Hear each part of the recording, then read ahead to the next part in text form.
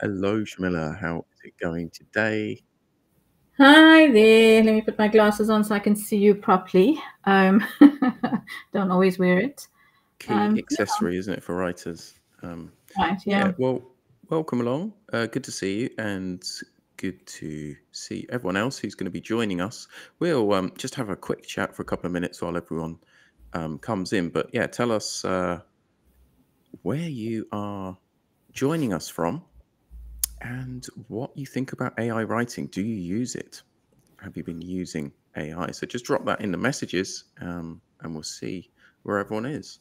But Mm. yeah, question for you, Shamila. What have you been working on this week? So, firstly, is anyone here yet? I can't tell. How do you tell?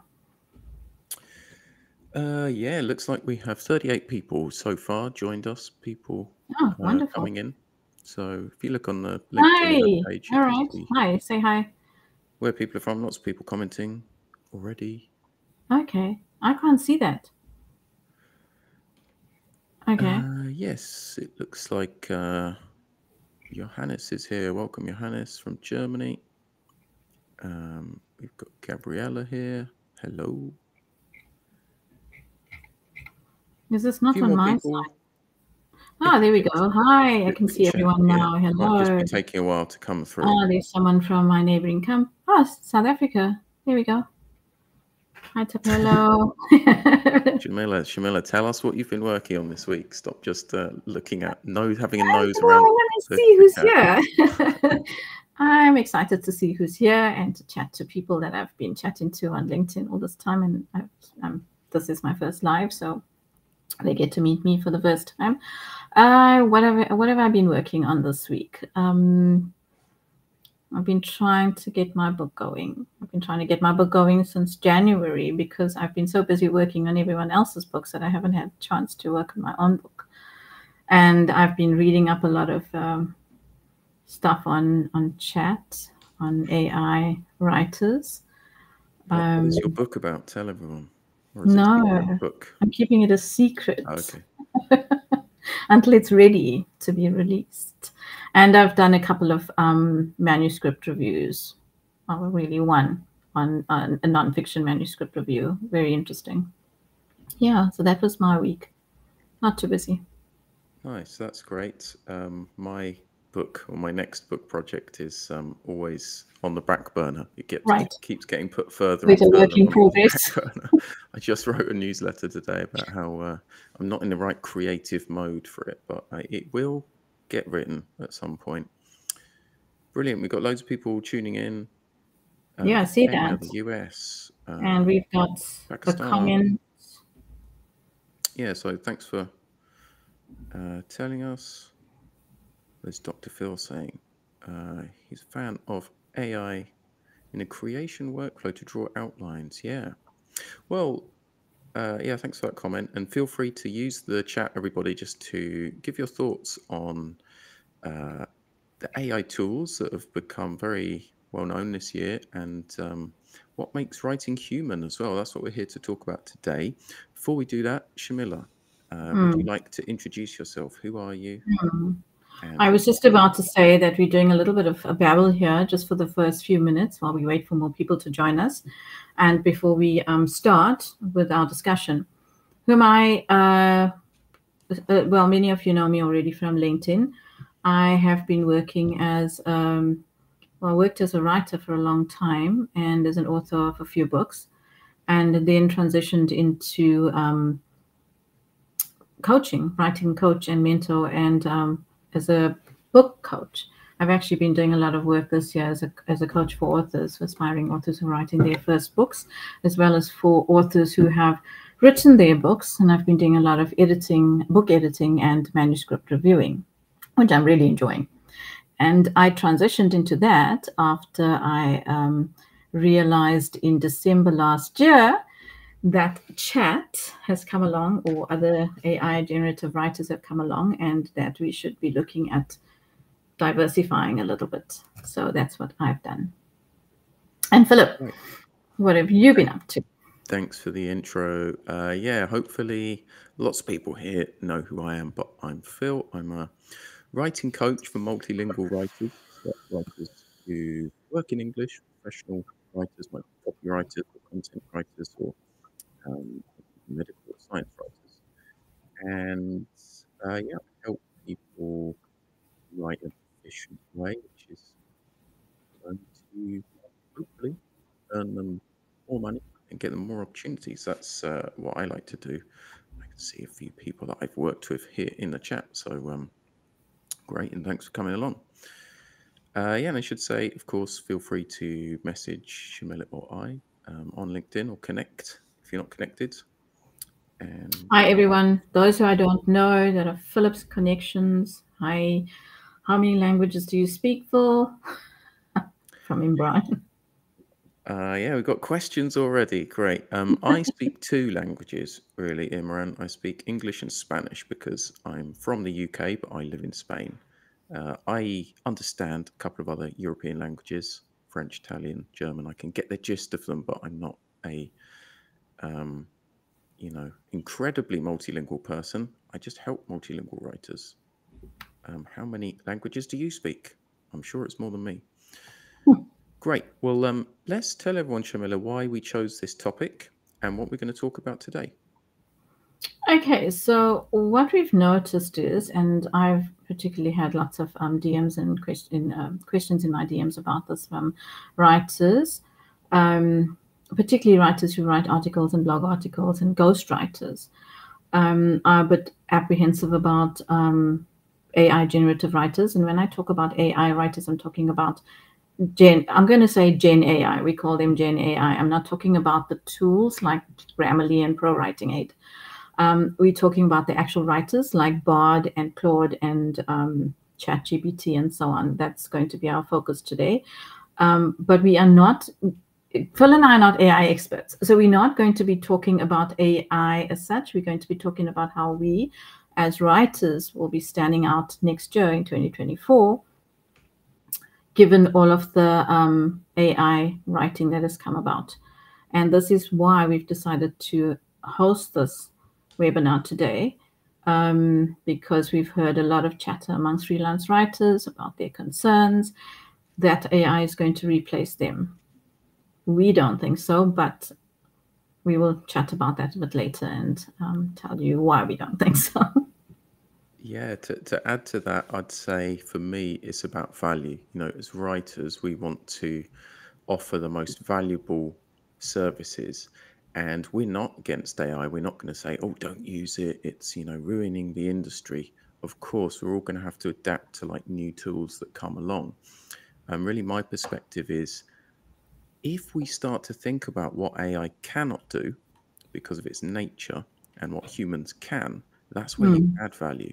So that's why in this session, we're going to give tips and thoughts about some things like writing voice and humor and lots of other aspects that ChatGPT and Bard can't really do because of the nature of language as well. So that all fits into it, and yeah, we just want to give you some ways that you can really focus on delivering human-centered content that is gonna sell well. So very practical, really. It's really about giving you a whole lot of tips that that we hope that will help to develop your writing skills.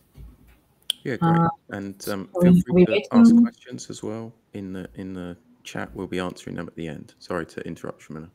No, I'm just wondering if we're still going to wait for more people to join, or are we? We've got starting our 62 discussions? people joining at the moment. 63 people, as I said that. So I think everyone who's here, Maria has just joined us. Hi, Maria. Hi, Maria. Everyone who's coming is going to be here, and other people can watch on the replay. So quick wave if you're watching on the replay. All right, so you're not too late. We were just doing the introductions, and we haven't actually started a discussion on, on the topic for today. Shall we carry on? Let's start. You talked a little bit, Shamila, about what counts as AI, and you mentioned we're going to be talking about generative AI rather than just any tech tools which help us with our writing. That's really what we're discussing. Is sort of how human writing, aspects of it are going to be quite different to what is produced by generative AI, which passes human writing. So yeah, did you have any other thoughts on that? Well, I mean, do you want to talk about your tips and tricks and so on now, or shall we talk about what makes us so different, what makes humans stand out, what makes us so different from these AI generative writing tools? Yeah, I'll There's a whole slew of things. I mean, you know. yeah, there's so much to get into. Well, Yeah. I'll kick off by giving my 2 cents on why we're here and what we're talking about today, and then you can give your tips to everybody and tell them how to write in a human way. So I think of, we often think of generative AI as a machine. I like to think of it as a box. It's a very clever box that an incredible amount can go into, and it can produce things very quickly. But it's this kind of magical box that we put a prompt into, and it spits words out. And those words are like recognizable content that we think is similar to other writing that it's passed, that it's scanned and crawled. But as writers, we know that there's a lot more to the writing process than the typing of words, right? Than Hmm. copy pasting and organizing those ideas. So that's what I would say is one of the main ways that we can focus on being human and offering value as writers is everything that goes into the machine. And that's not a prompt. A prompt is how we operate the machine. A prompt is pushing buttons and pulling levers, right? We can copy paste a prompt from a big spreadsheet. That's operating the machine. And we know that machine operators aren't really well paid because many people can be trained to operate a machine.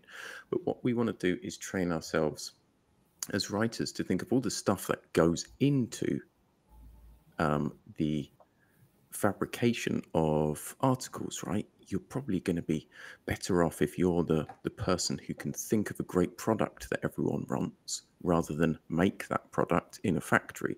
So that's really the stuff that I'm talking about. And that's text analysis, the development of ideas, the creative process, all of the research that you do, the understanding of people and their minds that we build through all of our years, and expertise in our field as well. If you've got a niche like finance or pets or health writing, whatever it is, then your um, you know encounters with experts in that field are something that all of the content that's crunched by this machine doesn't have. So that's all the stuff that goes into the machine. That's my perspective about how you can build on it. Don't focus on what AI can do. Focus on what it can't do, Right.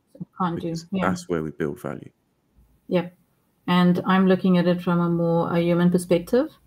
And what do we have? What do humans bring to the table? What makes writing more human, or what makes writing human? And that is the huge thing that we have that chat and Bard and whoever does not have, and that is our creativity, our ability to be original. That is immense. Human imagination knows no bounds, as we know. And that is one of our strong points. That is where we're going to stand out in our creativity, in our ability to produce original ideas, original content, in our ability to basically to think critically. Machines don't do that. Can machines think critically? No. So we've got a range of human qualities that are our strengths that we can play on that the machines are not going to catch up on just yet. I'm not sure in the future, but not for now. Right, Phil? Yeah, I mean, as Shamila said, we're not AI experts, and I'm sure people out there will say, "Oh, hey, in 1 year, these programs will be able to do X, Y, and Z, like incredible things."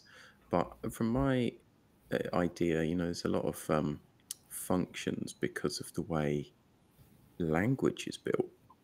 These tools are LLMs. Um, they analyze huge chunks of language, and they do things like they pick the most frequent words, and they say, well, that's a good word to use because it's the Mm. most frequent. But as humans, we know that that's not right, because if you've got a word which is too frequent, it becomes a buzzword or a cliche, and your writing doesn't stand out. So that's just one way that I would say we can identify what these LLMs will never be able to do. They'll never be able to select a nuanced word because there's no amount of data that can provide the background for that. Shamila, do you have any more? I'm just reading what Imran is saying, that machines are being trained for that, and that in the near future it will be a lot more scary because they're already being trained to be as creative as we can be. Is that what you're saying, Imran? That they can be as creative as we can be? I don't know about that, because if you look at it, Gen AI writing tools as they stand, where do they get their information from? Where do they get their ideas from? I mean, that's just being input. That's just data that they have access to. They will never be able to produce data or information or ideas that we will be able to. We will constantly be able to provide, to produce new ideas that you won't find on one of these, what can I call them? You said machine for Gen AI, the Gen AI writing tools. Yeah, we're going to get into storytelling a little bit later, I think. Yeah, storytelling is a big part of it. But I mean, there's so much, like you mentioned, there's the nuances. They will never understand the fine nuances of language, of the words, of the subtleties. They're not going to be able to write. Can they do sarcasm? Can they, do any of the? Can they do humor? Can they? Our voices are so distinct. Can they emulate our distinct voices? So Phil and I were talking about what they can't do, so that we can take advantage of what they can't do and enhance these abilities that we have in our writing. And do you want to continue first? No, you go for it. Let's share your. Because I know you have a whole lot on the storytelling. Yeah, we can get onto that later. Why don't you start and maybe give people some kind of advice or direction to go in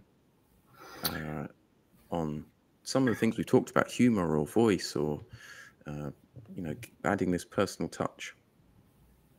So what I have done personally, look, I don't use AI to write content for me. But what I've done is I've experimented with AI. I've read a lot about it. I've seen work that is produced by the Gen AI tools. We all know what it looks like. You can recognize it, and you can recognize the posts on LinkedIn. That little rocket ship is a dead giveaway in the headlines. As soon as you see that little rocket ship on the headline, you know that that's a chat post. We've seen the comments that come out on LinkedIn, and we recognize that they are also generated. They're not. What is missing? Why is it so obvious that we can recognize that those are not written by humans? And not some people have said to me, but how do you know this? How can you recognize it?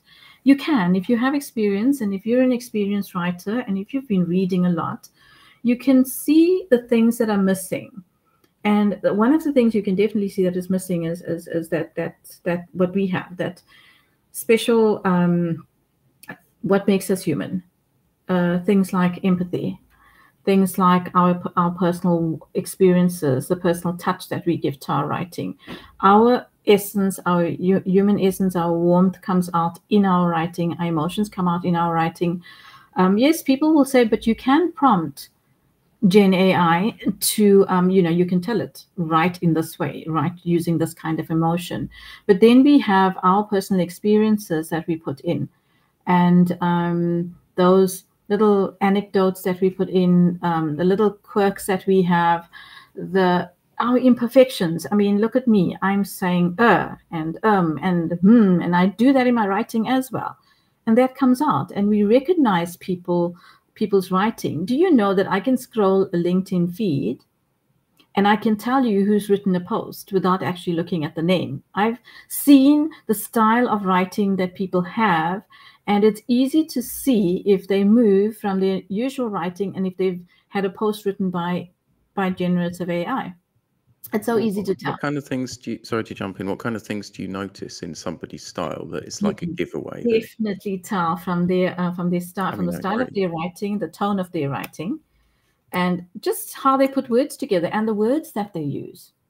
The vocabulary they use, the language they use. People often use the same type of language, the same words and same vocabulary, and they write in a certain way. You can see from their paragraph structure, and you can see from their sentence structure. And I could tell when people started writing using the chat, for instance, when chat first came out.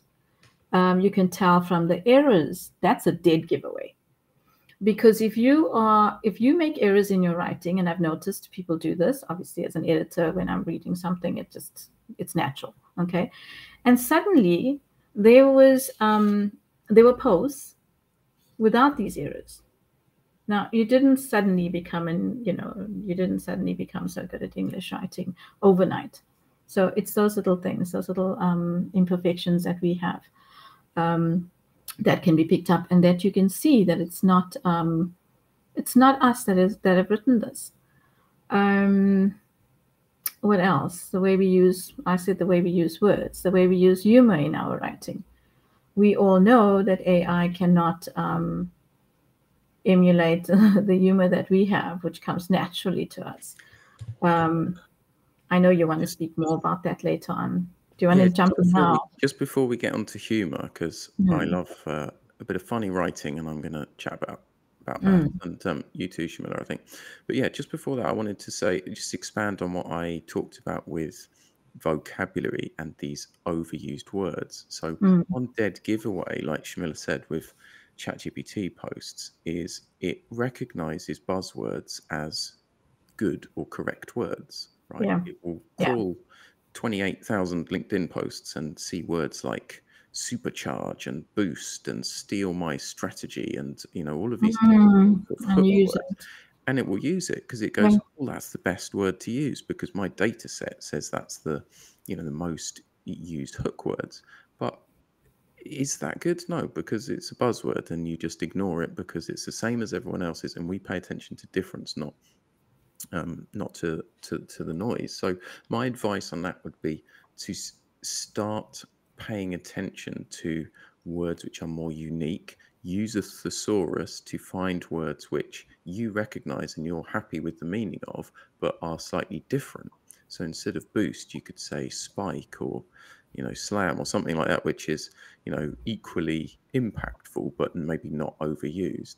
And keep all of these words on file. You can keep a swipe file or a spreadsheet or however you want to organize it, but make it as detailed as possible, right? If you're a finance writer and you write about mortgages and fintech, then you could have two different files for those. So get as detailed as you can and make use of all kinds of thesauruses. There's ones like Power Thesaurus, One Look Thesaurus. There's plenty online that are user generated as well. So use them and avoid buzzwords. That's my Although, being Phil, human. I have a word of caution here with the thesaurus use. What I've noticed is that a lot of multilingual writers tend to use the thesaurus and just replace a word that doesn't fit into the context. So we have to be so careful with that as well. I mean, generative AI does that. We'll put a word in that doesn't fit into the context, but we as human writers know that this is a particular word that we use in this context and not in that context. I did a post this week on overuse of the word authentic. And I gave a few examples of other words that could be used instead of authentic. And someone said, but why do we have to have so many different word choices in English? Why can't we just use the one word? But that's it, isn't it? That is our creativity. That is how we can be creative, by being different. We don't all want to use the same word all the time.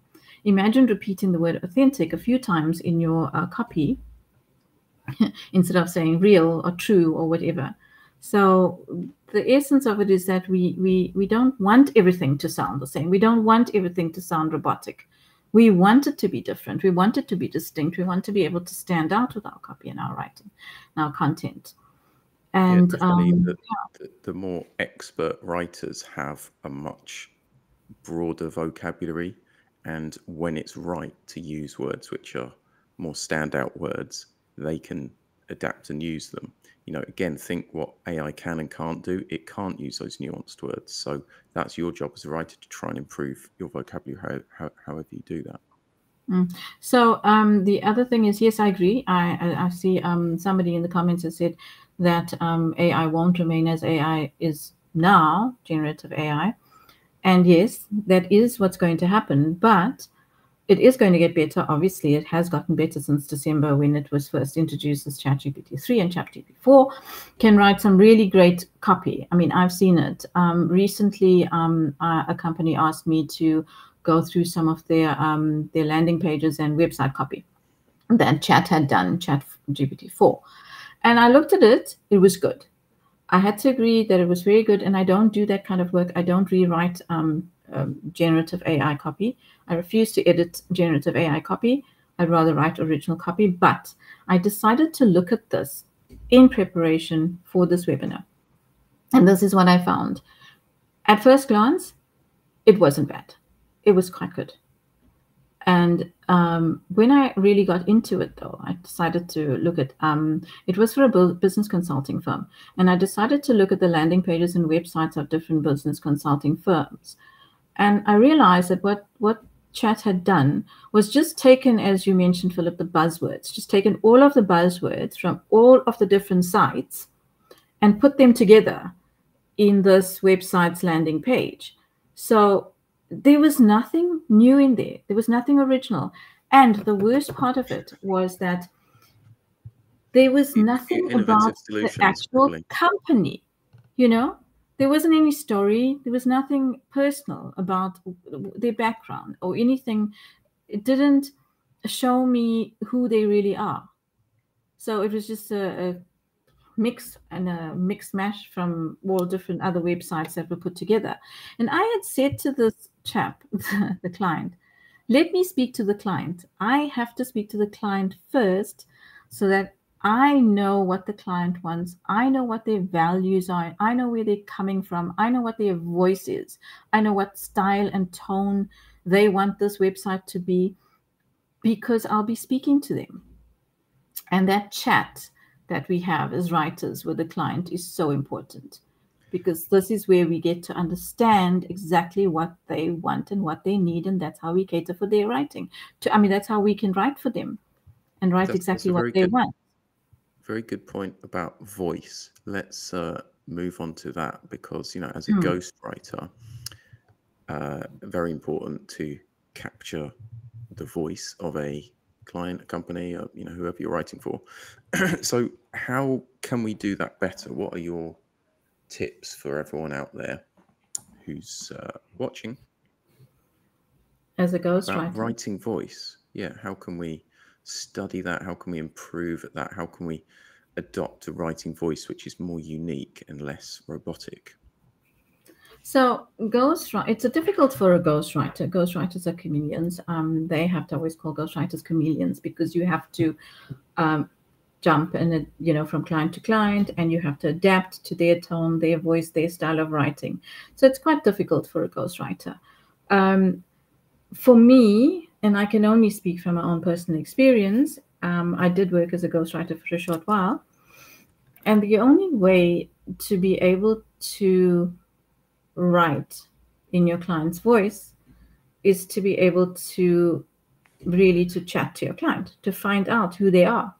And once you know who they are, what they stand for, it becomes easy, because then you just, you assume that chameleon coat of yours and you write like them. But what kind of things are you, sorry to jump in, what kind of things are you looking for, or what kind of things do you note down when you hear? Is it particular phrases? Is it the way that they construct sentences? Is it the values, the vocab? Like, what is it that makes them? Philip, it's so difficult to actually narrow down. You just get a sense of it. You can tell after speaking to them for an hour or so, and I usually have a Zoom chat with my clients. And particularly now when they send me books or whatever to edit, I can tell. It's so it's you have to make sure that you've kept the voice and the tone throughout the entire book, and you can tell, like I said, just from reading something that someone has written or just from speaking to them. Like, I'm sure you can tell what my voice is like. I mean, you'd probably be able to write a piece in my voice by now, and I would be able to do the same for you. Maybe we It's should I try don't. that. Let's We should try switch that. Yeah, switch counts next week. Yeah. we can do that. It's an experiment. Yeah. I mean, What do you, I what do I you like. look for? I mean, I like to, as a sort of language guy, I like to break it down. I know what you mean. As a writer, you read so much and analyze Mm, it. It does mm. become intuitive. But for everyone out there who is maybe less experienced with doing that, I find it useful to break that down of like, what does voice actually mean? And for me, it's like it's cultural references. It's humor, and it can even be things like using language in a creative way. So, for example, I've got a couple of examples here. When I write, I try on LinkedIn, especially or on social media, I try to add in uh, non-words, make things up, add letters, change sounds, Seen do that. things which are creative because a machine can't do that. It doesn't understand that if it puts a Y on a word, it might make it a bit more fun or funny. So instead of offering tips, I say, if you want more tippy tips, sign up to my newsletter. A machine can't write that because it doesn't understand. Tippy's not a word, so it just wouldn't form that. Instead of saying bullshit, I write bullshit because I don't want the the filters to kick me off the platform for swearing, but I think I can do it in audio. But yeah, bullshit, or you sort of use creative numbers or yeah, change the sounds of words to avoid that. I might put words together like linked influencers. That's again, it's not really a word, but it's a thing that maybe a couple of people talk about that. You can use alliteration, like making up names. Like I think Leah Turner calls boring business people corporate Collins, and it's fun because it's not offensive to anyone, but a corporate Colin has that double k sound, so it's alliteration. And I think creative use of language like that is something that really can show your voice or the voice of who you're writing for. Just a few examples. I'm glad you mentioned cultural sensitivity. Did you say cultural sensitivity? Did you say cultural I mean, we can talk about it. I think I said cultural references, but cultural yeah, references? Yeah. cultural sensitivity is another Just, important yeah, something I just thought of. discussion. Yeah, that the AI tools or Gen AI won't have really. I mean, I've done a few experiments with it, and let me give you an easy example, a quick example with names, for instance. I've put in the prompts, and a lot of people will say it depends on the prompts that you put in, and you've got to be creative with your prompts, and you've got to keep prompting and prompting and prompting, and that's something we'll come to at the end of this.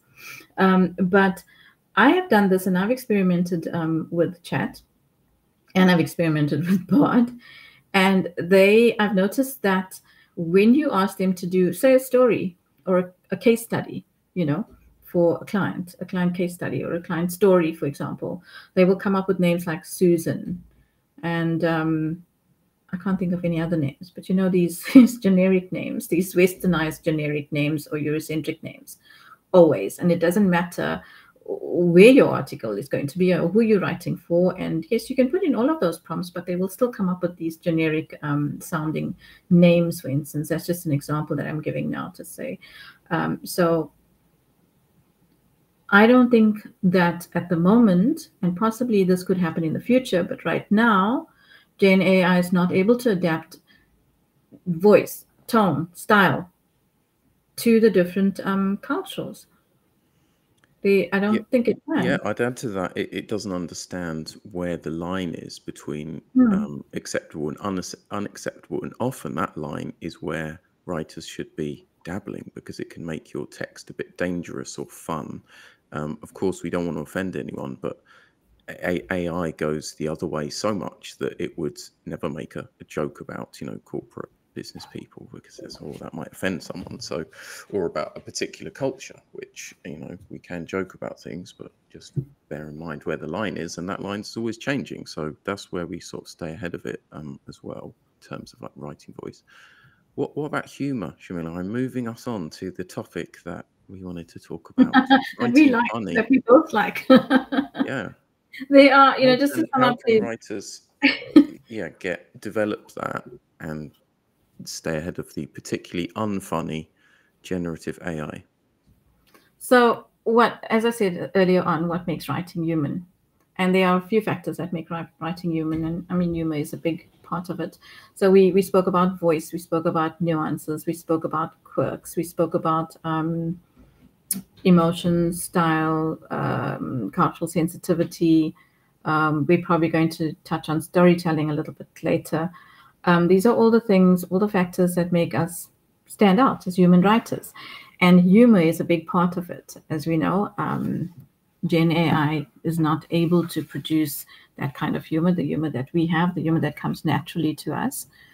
And I know you want to talk a lot about this, Phil, so I'm going to let you talk about it, because I actually wrote a series of articles, a series of posts last year on how we can incorporate humor into our writing. And I've put in like a whole lot of tips and tricks and so on for people, not tricks, but tips on how you can incorporate humor in your writing. And I think that's very important. This is what's going to make us so different as well. And when we talk about humor, we don't talk about just, funny jokes or whatever. There are subtle ways of including humor in your writing. One of my favorites, and I know that Philip reminded me about this, is that, for example, let's take a twisted cliche. You remember that, Philip?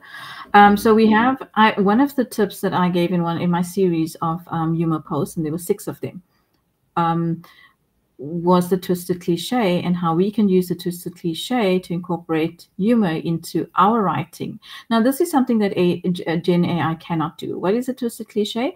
Well, you know what a cliche is. So, for example, when we say the grass is always greener on the other side, you can say the grass is always greener if you water it. Or try, or what is it? There's something about succeed and until you try, or something like, I can't remember now. I think it's like if you what was it? try, if at first you don't succeed, then parachuting isn't for you. Something like that. Skydiving isn't for you. If at first you don't succeed, the cliche is, if at first you don't succeed, try again. But we can twist it to say, if at first you don't succeed, then skydiving is not for you, for example. Now, that is the type of creativity that we have, that humans have, that Gen AI will never be able to replicate. No, I don't think so. I don't think they will be able to do it, because this comes naturally to us. It's just something that we do, and we can do it on the spur of the moment as well. Yeah, just to jump in on that, the reason that AI can't understand humor is like that, is it analyzes words. It can't grasp the meaning of a joke like that, because that's a great joke, because what's not said is, if you don't succeed at skydiving, you die and you hit the ground, and that's what makes it funny. But that's unsaid. So actually, AI cannot impart any meaning between the words, and it cannot understand any meaning between the words.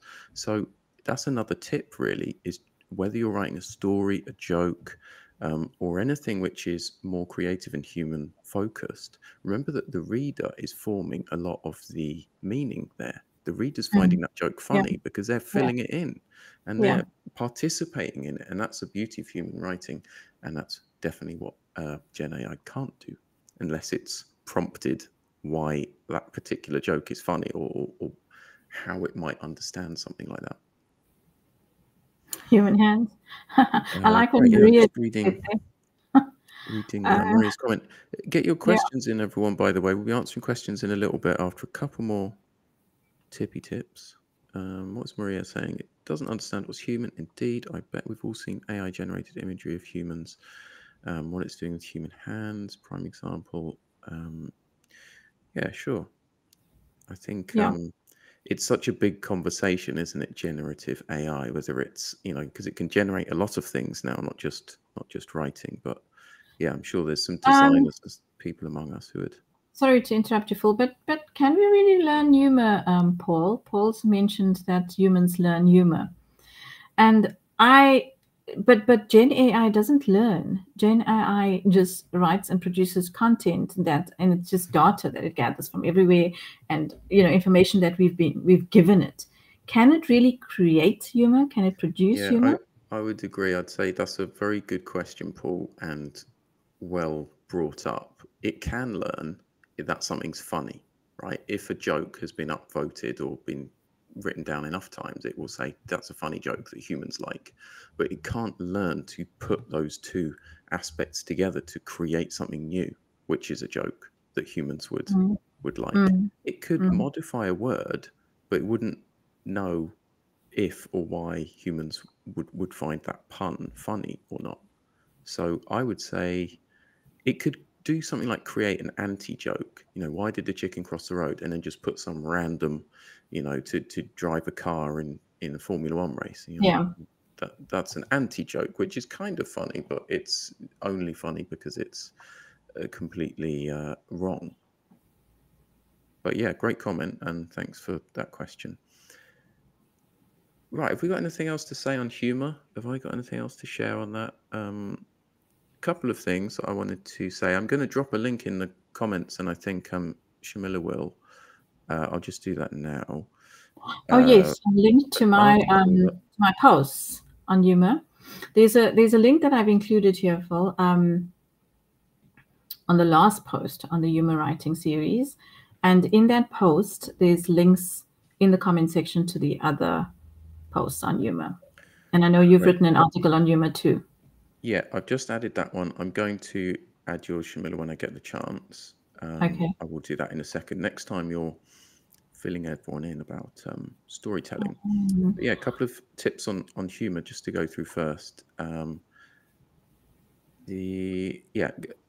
a look at the article. There's 9.5 ways to be funny and to use especially language to like build some humor into your work, and again something that you have as a benefit over AI.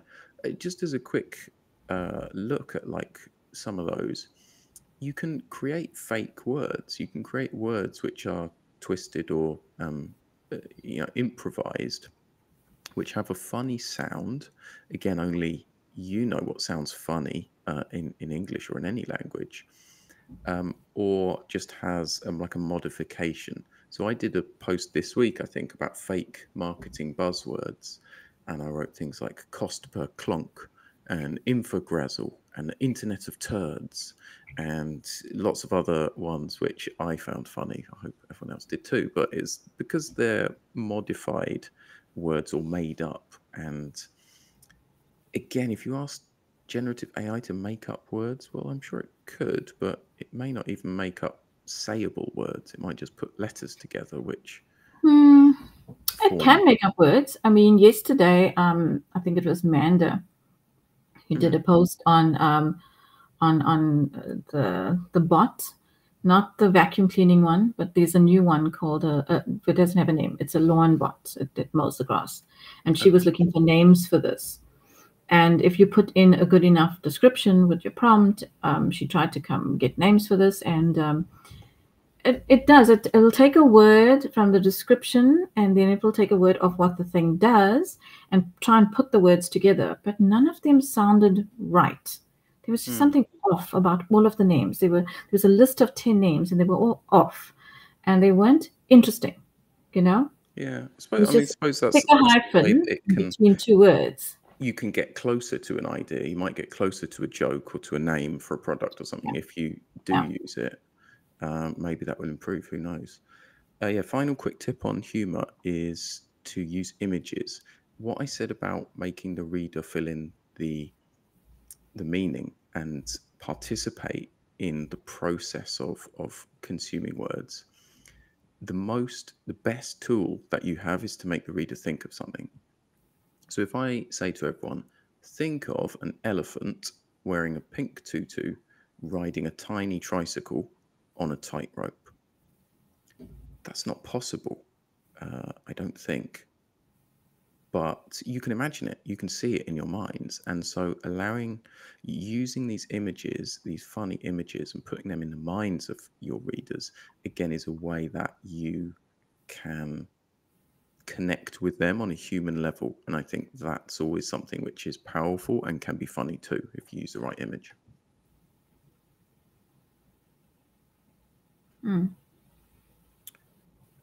Great. Right. I've talked a lot. Shamila, over to you.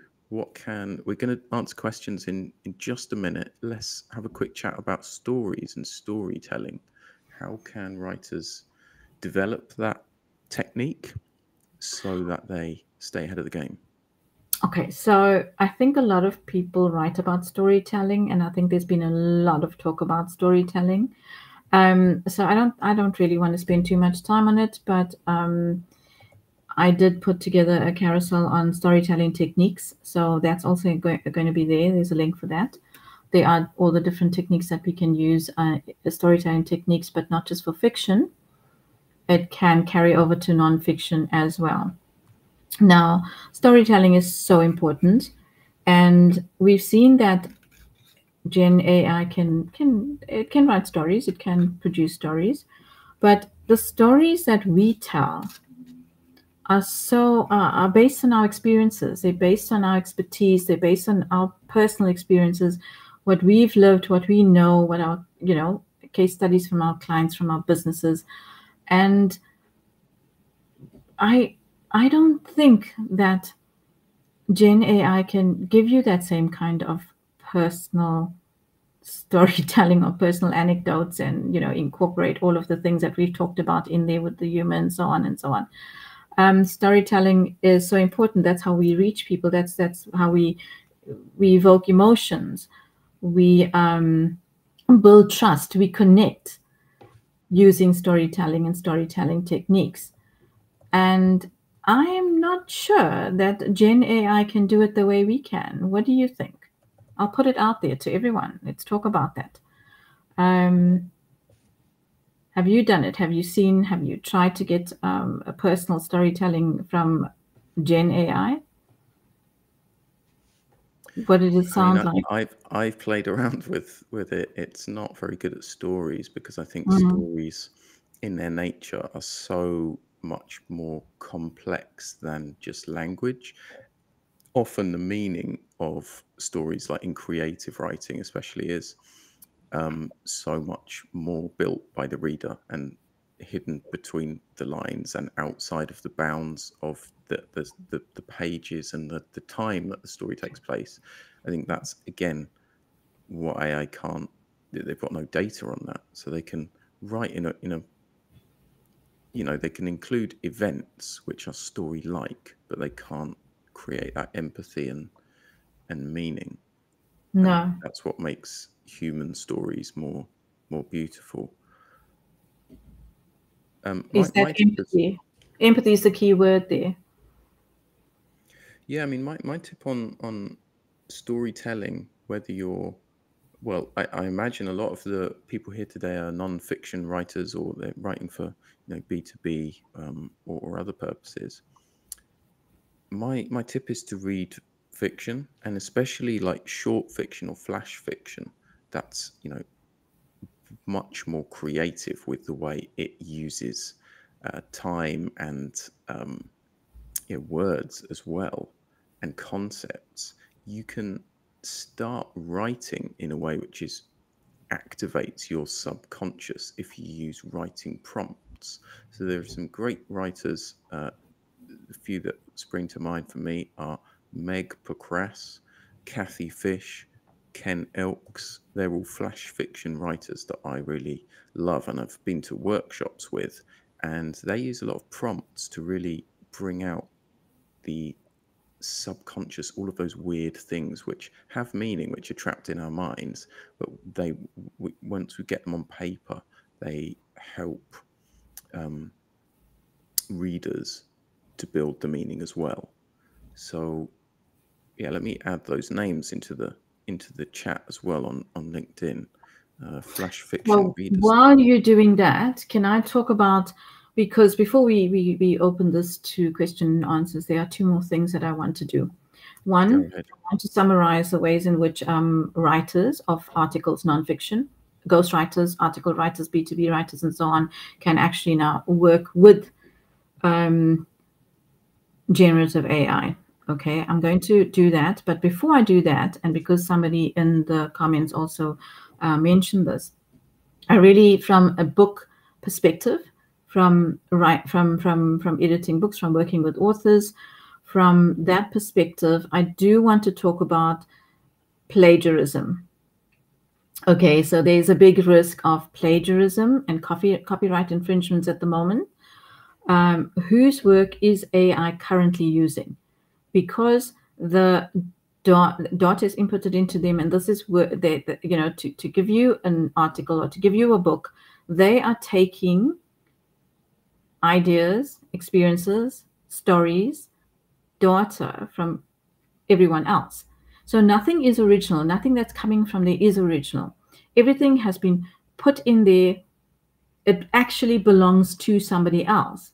I mean, Chat can write you a book and pull out bits and pieces from other books. Now, who does that work belong to? There's this whole issue going on at the moment about the plagiarism and who this work belongs to.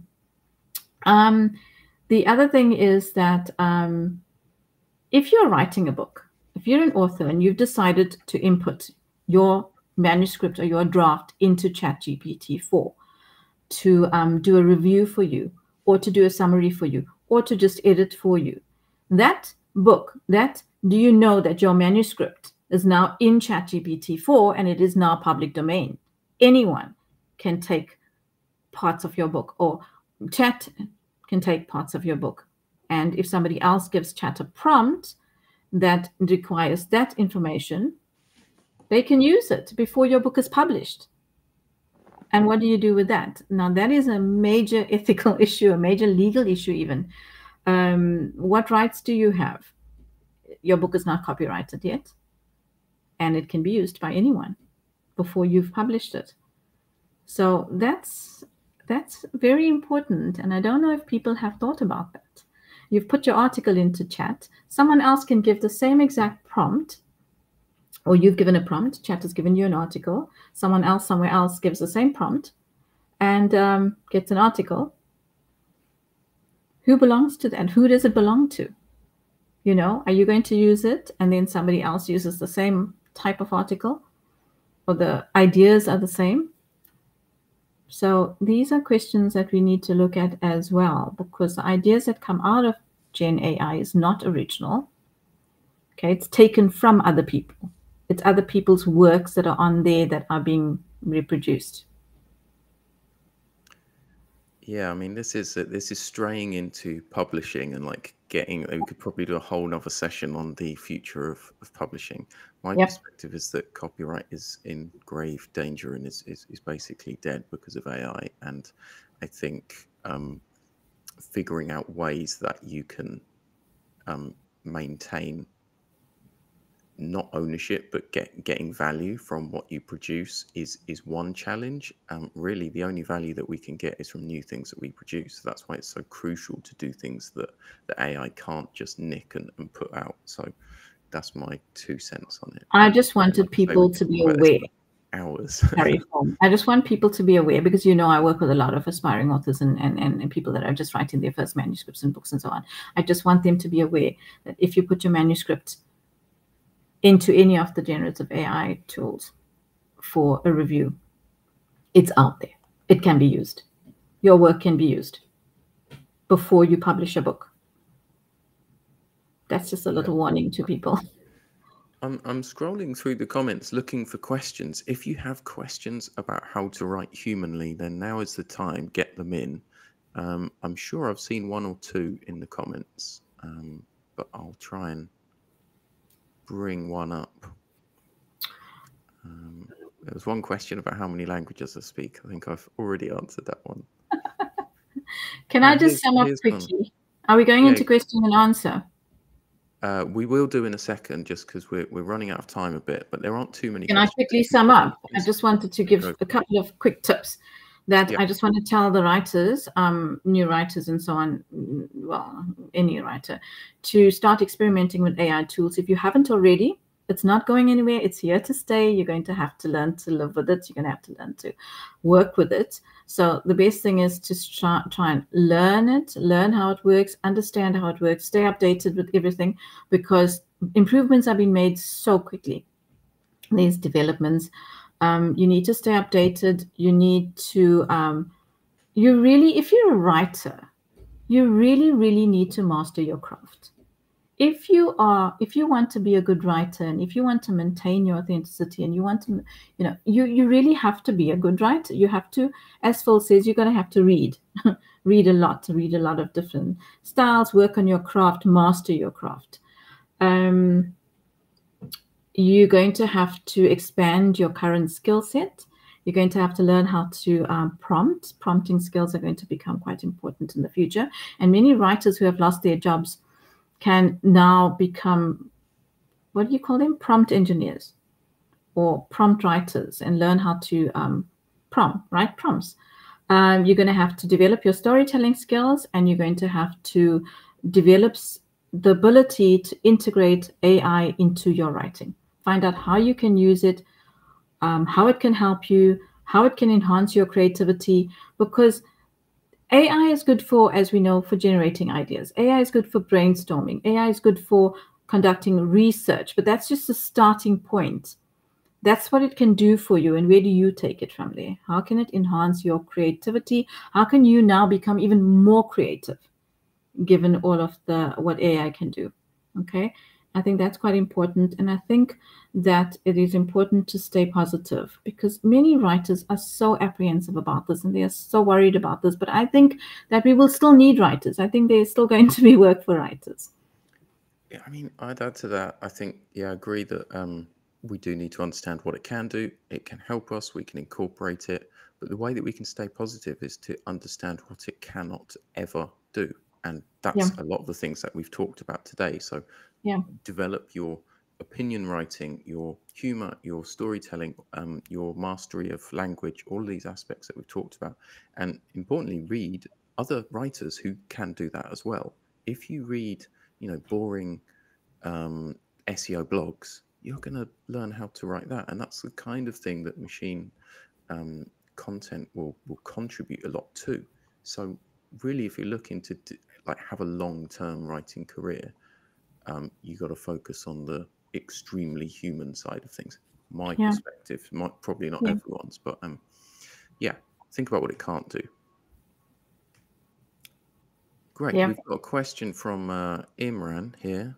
I'm going to have a scroll through and see if we've got any more questions. What would you say to this one, How Shamila? can I get rid of AI comments? Because I get so how to nicely tell people without offending them. I've had that. I've never had it again. I've told people in the comments, I've responded that, are they writing this, or is it an AI that's writing it? And I've had a few people that have never visited my posts again, because I've just asked them the question. I'm not responding to AI comments. I'm sorry. I want to connect with human people here on LinkedIn, and that's who we're engaging with.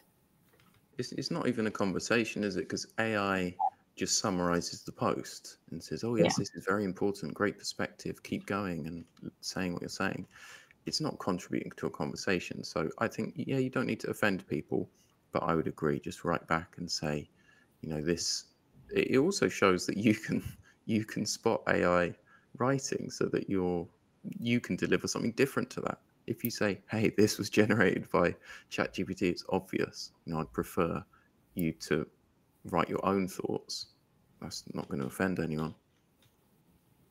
I And haven't then if they seen do much get of it offended, block them. recently, Imran. I have not seen too much of it recently. I think there've been a few people that have spoken out against it in posts, and I think that there's been a lot of chat about it.